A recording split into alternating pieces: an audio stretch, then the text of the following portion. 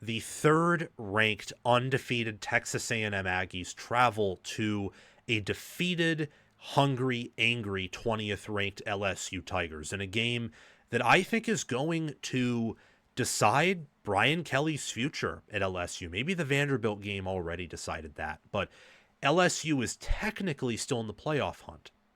And a win here would go very far in building their case to reach the playoffs. But they have to earn a win here. A loss here all but really eliminates them from the playoffs, especially given how that Clemson win has not aged in the way that really anyone expected, but also hasn't aged in the way that LSU would want it to. You wanted that to be a good win on the road. Before I continue, liking the video, watching the video all the way through, and commenting your thoughts down below are the best ways to support the channel, as they help push me into the algorithm, help me to receive a larger paycheck that I can use to reinvest in producing elite analysis for you all. Subscribing to the channel, hitting the notification bell, sharing the video around, and supporting us in other ways that you can find out via the description are other awesome ways to support our operation at College Football with Sam. We are becoming the best. We want to be the best. Thank you all for making that possible. And a big backing to your resume, which really is weak without that win being all that impressive. A&M's favored by 2.5 points, and this game will kick off at 7:30 p.m. Eastern Time on ABC. Wow. What a game. What a matchup. This is what college football is all about. And I want to talk about the road team first, the Aggies. So A&M, their closest win of the year, and probably their best win of the year, has been at 8th-ranked Notre Dame. 41-40, very back-and-forth game, tons of fireworks. The Nate Borkature catch on 4th and goal from the 8 is going to go down in Aggie land history as legendary. They've also had close wins against Auburn 16-10 and Arkansas 45-42. This has been an A&M team that I think really epitomizes good coaching. They win close games, they dominate some teams in other games. They're one of the best teams in America. I don't quite put them in my top 4, which is Alabama, Oregon, Indiana, and Ohio State, but A&M is one of these teams where if some things start clicking for them and if they continue doing what they're doing in parts, improve at other things, they could join that tier at the end of the year. This is going to be their second road game in a row.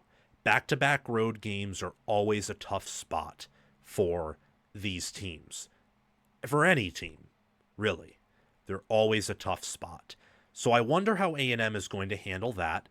And I also wonder how A&M is going to handle a game where, much like with Auburn, you're playing an anemic offense, but this offense is better than the Auburn offense for sure. And you're playing a defense that is of similar caliber to the Auburn defense. I know that LSU got cooked defensively in parts by Vanderbilt, but that's what happens when Whit Weeks is out against Diego Pavia and the style of offense that the Commodores run. It sounds like he'll be out for this game too, which will be huge for the Aggies and also another devastating loss for LSU. Hopefully he can get healthy soon. But there are some things scheduling-wise that go in LSU's favor here. As for A&M, they just keep winning, and if they can win this game, their other challenging games will be at Missouri and at Texas. You can't tell me South Carolina will be a challenge at home, especially since Elko's a good coach. He won't overlook them, and South Carolina's been horrific. And Samford's an auto win. You may as well say that A&M right now is 8-0 and just chalk up Samford as a win already. For LSU, that win over Clemson, it was a top 10 win, top 5 win at the time. It's not really a win that's all that special. And then you look at the LA Tech game, Florida, Southeast Louisiana, South Carolina. They haven't really had an impressive win at all. And their most impressive performances, honestly, have been their losses. Like at Ole Miss or at Vanderbilt, losing those games competitively, being in those games. I would say especially the Ole Miss game, given it could have been very lopsided, that's probably their most impressive performance of the year. And when your most impressive performance of the year is a loss, that's not just painful, but that's also at a program like LSU rather unacceptable. We'll get into more of what I think of Brian Kelly's future at the end of this segment. But these are two proud teams, two proud programs. They love to spend. They're constantly battling for recruits. They want to win a national championship. LSU's done it this century. Texas A&M has not. And yet A&M finds itself in a better position. LSU finds itself in position to play spoiler and get back in that conversation. They need a win here because you got to travel to Alabama in 2 weeks, and you get a bye after this game, yes, but Alabama's an animal, and they're going to want to put pedal to the metal in that rivalry game. Arkansas can score points. If Vanderbilt could score points on you, why can't Arkansas with Bobby Petrino and Taylon Green? And what about Oklahoma on the road? That's not going to be fun. Playing that defense with your offense, it's not going to be fun. This is a must-win. A win here simply keeps you treading water.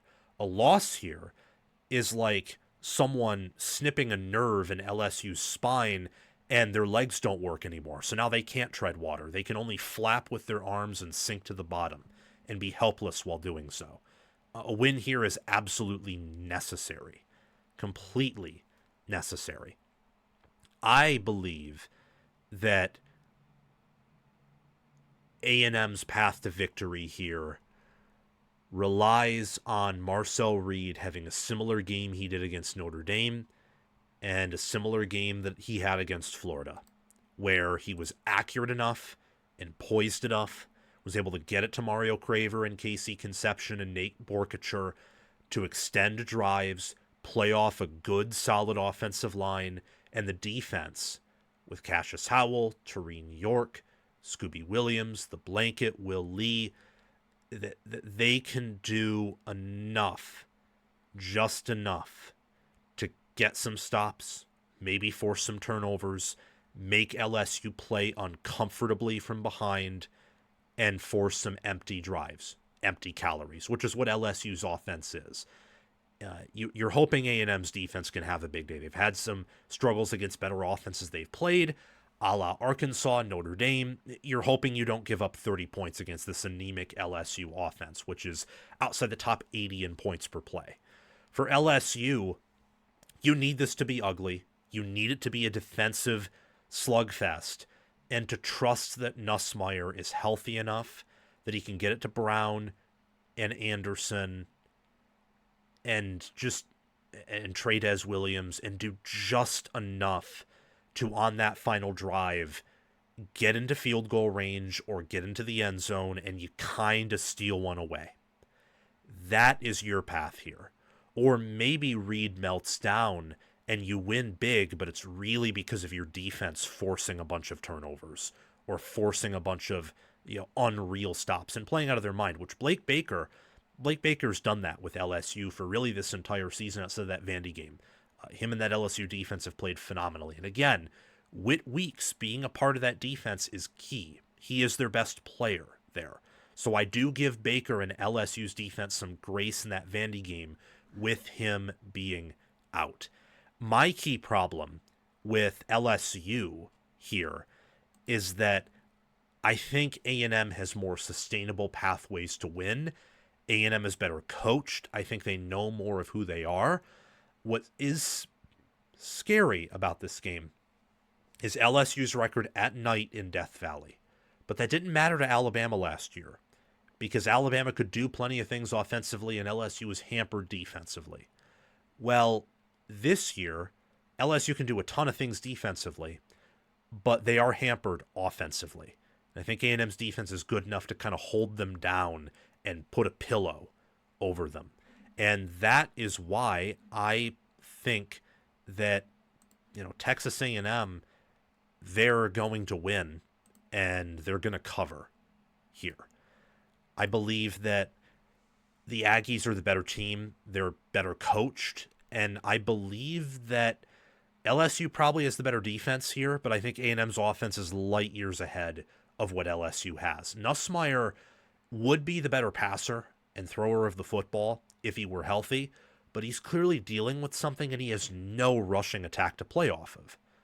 No run game. Occasionally LSU will get the explosive run here or there. But on a consistent basis, you're only hoping for getting back to the lines of scrimmage or gaining a yard or two when you give the running back a football. It's the opposite of Texas. Texas would be better off just handing it off to their running back or running, a triple option game with Arch Manning instead of ever attempting to throw the football based on how Arch Manning is played. For LSU, they would be better off never running the football at all and just trying to get the ball out quickly so Nussmeier doesn't take plenty of hits and moving the football that way. That's what they would be better off doing. But typically you don't want to do that because having sustainable drives and keeping your opponents honest in the run game and pass game is important. I just have a hard time seeing LSU win this one. I think that A&M will have another close win. And as for LSU, and we can really get into it with the current SEC standings here, look, they're gonna fall, outside the top 10 in the SEC. They're gonna have their third loss that'll put them out of playoff contention. I think Brian Kelly's going to be fired after this year. I'll be one of the first people probably in the college football YouTube space or analyst space to say that. I think he's going to be fired. I kind of thought that at the beginning of the year. Preseason, somewhat abandoned it after the Clemson game. After it was revealed that Clemson was just utterly trash, kind of put more stock back into it. I'm right where I was in the preseason where I thought LSU ain't all that good. That's all on Brian Kelly because they are talented and they spent money in the transfer portal. I think LSU will get a big name, whether it's a name the fans are going to be uber excited about or it's a name that they're just, okay with, excited about, wait and see. They're probably going to make some programs mad with the hire they make in replacing Brian Kelly. As for Texas A&M here, a win here makes it more and more likely they reach the playoffs, if not potentially reach the SEC championship game in Atlanta to fight for their first SEC title since joining the conference, their first ever SEC title. Thanks for watching this video. Make sure if you haven't already to like the video, subscribe to the channel, hit the notification bell, comment your analysis and thoughts down below so I can reciprocate my thoughts with you in the comment section.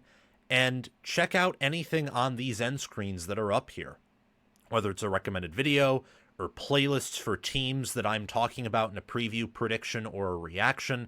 Make sure to hit the notification bell on those, scroll through them, and watch any suggested videos if you are interested. Thank you for helping college football with Sam become the best and the biggest college football brand and channel on YouTube and other social media platforms. We will reach that one day because of your support.